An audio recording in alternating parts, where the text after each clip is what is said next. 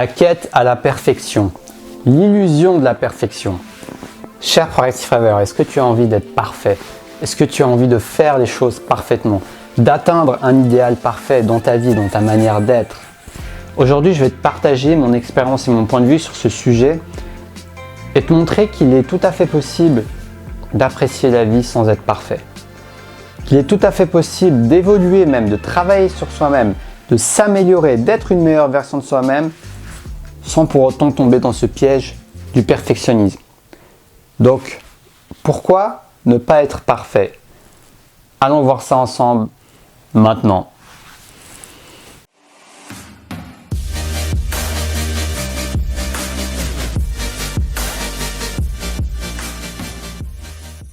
La perfection est un piège parce qu'elle peut nous mener à un état d'âme, un état d'esprit, un flot de pensée qui est le suivant.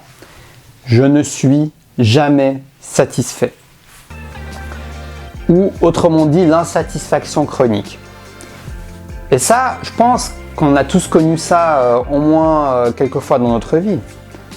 Ce sentiment de toujours vouloir plus, d'aller chercher des choses et de ne jamais se sentir satisfait. Dès que tu as quelque chose, tu veux la chose suivante.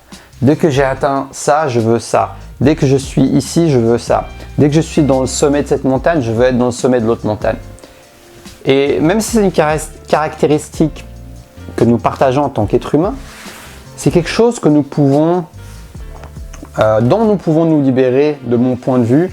Alors, je dis pas totalement parce que ça serait paradoxal avec cette vidéo, vu que si je te dis que tu peux totalement t'en libérer, ça serait comme de te dire que tu peux totalement être parfait. Donc ça, c'est chacun son point de vue, je te laisse te faire ton opinion sur le sujet. Mais en tout cas, le sujet de cette vidéo, c'est surtout de te faire prendre conscience qu'il y a une marge de manœuvre là-dessus.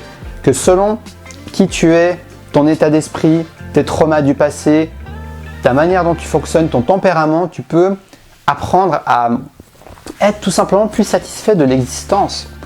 Non pas juste pour produire des résultats, mais te connecter également à cette énergie féminine du processus. Je regardais une conférence super intéressante sur Conférence Maroc. Tu peux taper Conférence Maroc et il y avait un des participants qui parlait d'énergie sexuelle.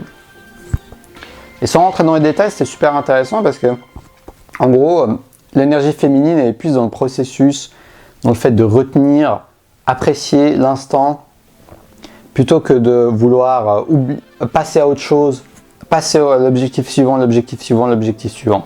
Et bien d'une certaine manière, c'est un peu te reconnecter à ton énergie féminine, le fait de lâcher prise un peu sur ce perfectionnisme et d'aller vers le processus, d'aller vers l'appréciation de ce que tu fais, malgré que tu n'as pas atteint ton idéal. Et c'est ok d'avoir un idéal, moi ça me motive d'avoir un idéal.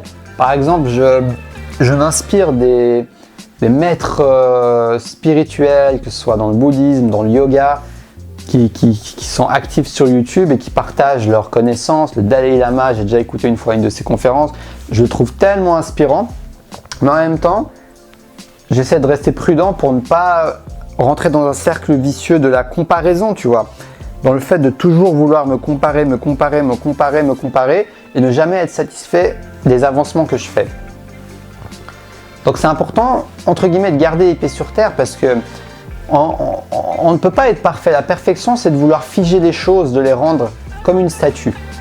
Et les choses ne sont pas comme une statue. Les choses évoluent d'année en année, le jour, la nuit, le matin, les heures défilent, les années défilent, notre corps change. D'un point de vue émotionnel, nos émotions, on passe par des milliers de gammes d'émotions chaque journée, on passe d'une à l'autre, d'une variation, d'un mélange. Tout est en mouvement en fait. Donc le vouloir, c'est rien que cette image de perfection, c'est quelque chose qui n'existe même pas, qui n'existe que là-dedans, dans notre mental. Et de prendre conscience que justement cette perfection n'existe que là-dedans, dans notre mental, c'est déjà un premier pas pour s'en libérer parce que on va se rendre compte qu'en fait elle n'existe pas à l'extérieur. C'est juste l'image qu'on a de ça. Et donc, c'est une invitation à se reconnecter à ce qui se passe vraiment, à être ancré dans l'instant présent pour pouvoir apprécier le processus et ce qui se passe plutôt que d'être ancré à cette image peut-être toute notre vie. Et ça peut être un piège à mon avis pour apprécier la vie. Donc, si tu es touché par ça, comme beaucoup de gens, moi y compris, il y a quelques moyens qui m'aident bien à apprécier mieux le processus et à lâcher prise sur ce perfectionnisme. Déjà, premièrement, de me dire que c'est impossible, je ne serai jamais parfait. Voilà. Ça, c'est ma vision personnelle des choses. Je me dis, je ne serai jamais parfait. Donc, j'aurais beau le vouloir, je ne serai pas parfait. Donc, ça m'aide un peu à lâcher prise sur ça. Je me dis, bon, vu que je n'atteindrai jamais, pourquoi je me prendrai la tête à toujours me comparer à cette image que je n'atteindrai jamais? Autant, prendre du recul face à cette image qui peut être motivante quand même pour évoluer et me dire, ok, mais en fait, j'ai pas besoin de l'atteindre.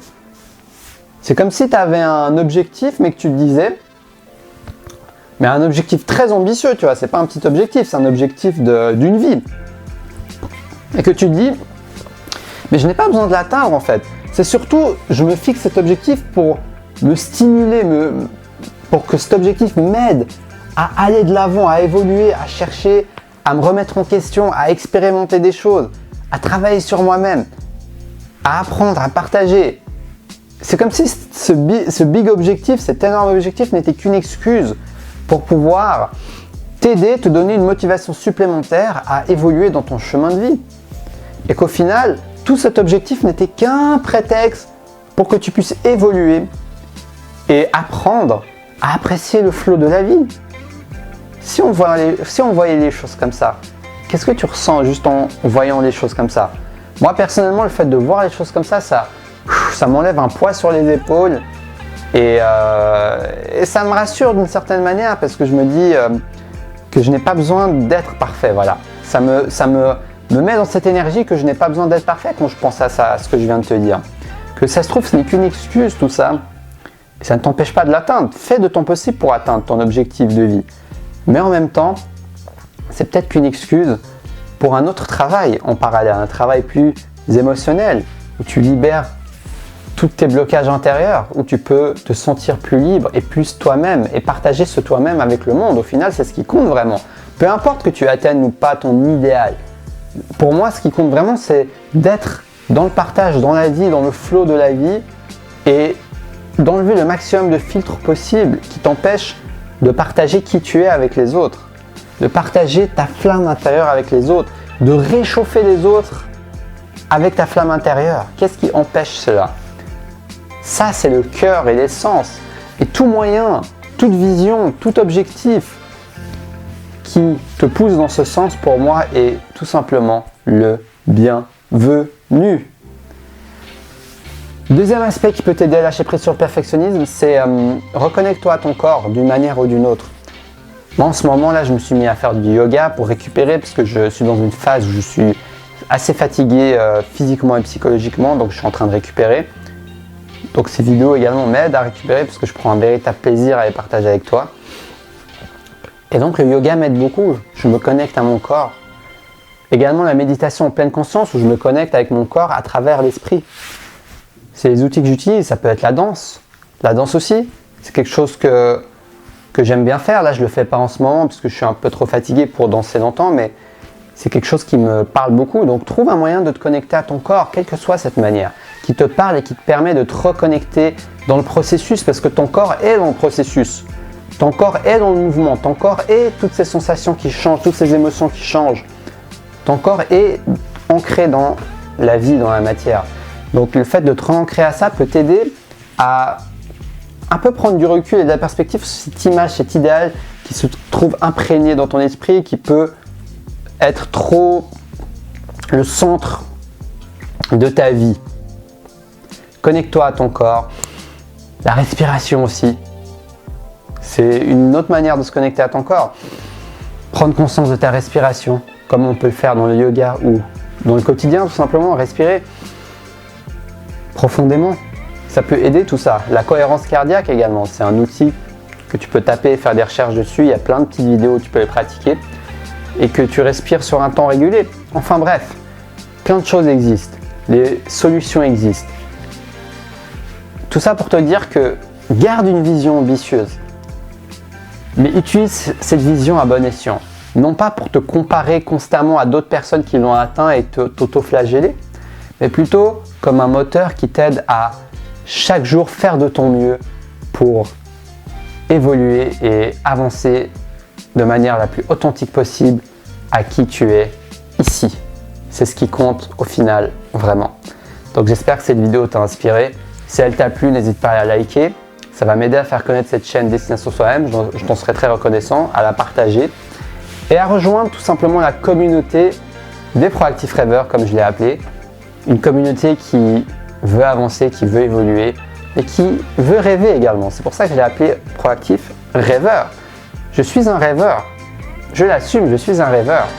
Ça ne m'empêche pas de rêver, d'avoir des buts, de rêver de ça, de ci, de ça. Mais en même temps, c'est important pour moi d'agir. D'agir non pas sur tous mes rêves, mais au moins d'agir sur ceux qui comptent vraiment pour moi. Parce que c'est ça qui va faire en sorte que je me sens en cohérence avec qui je suis. Donc si cela t'inspire, rejoins l'aventure. Je suis excité de voir où tout cela va nous mener. Dis-moi ce que tu en penses dans les commentaires. Si tu as envie d'une séance de coaching avec moi, tu me contactes dans les commentaires sur YouTube ou sur les réseaux sociaux, sur Facebook, Instagram.